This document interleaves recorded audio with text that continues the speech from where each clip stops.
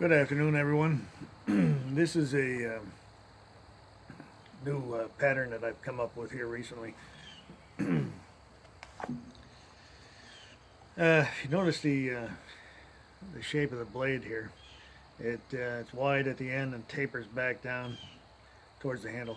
It's kind of a bolo shape, similar to the ones used back in World War II. A lot of other countries use that style knife as well. It makes for a very efficient cut and a chopping action. Really pulls the knife right into the piece that you're cutting. Anyway, I found this to be a very efficient style, so I decided to make one like this. It's got a small drop point right there, so you still have a fine edge to work. It is full 3/16 thick, and it's a 6.5 inches long overall blade, and the length is 12 inches. If you notice, I've used those loveless bolts on the handles again. These I put on the heavy duty knives that I make.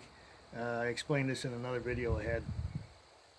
Incredibly rugged construction of a handle with these type of bolts on there. Anyway, this was meant for camp use, chopping,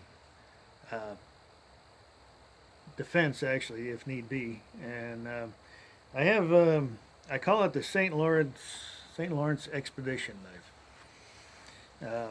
It's meant to be taken out into the wilderness or the outback somewhere type thing.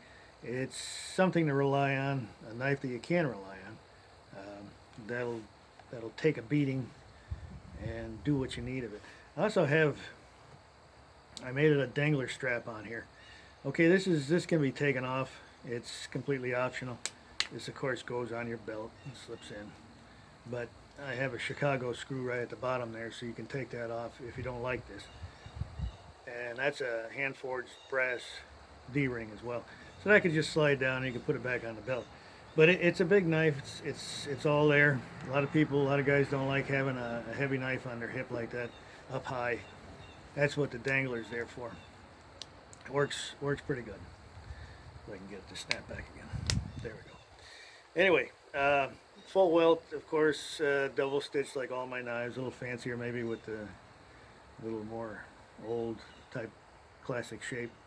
And the reinforcing saddle makers rivets on the end and at the top, all the stress points. This knife is available right at the moment on my site, furnacebrookironworks.com.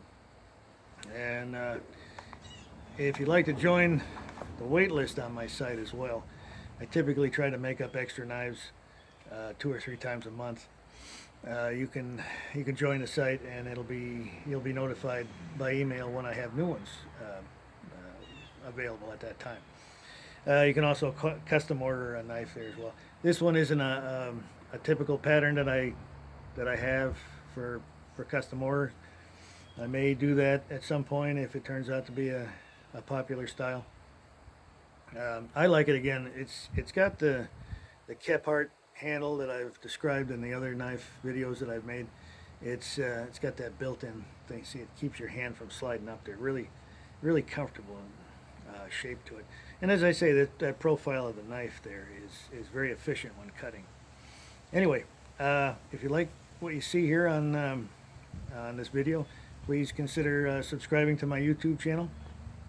I'd appreciate it. If you have any questions, please leave comments below or contact me directly. All of my information is on my site or here on my YouTube channel. Okay, and there will be more videos to come, so please stay tuned. And I thank you for watching.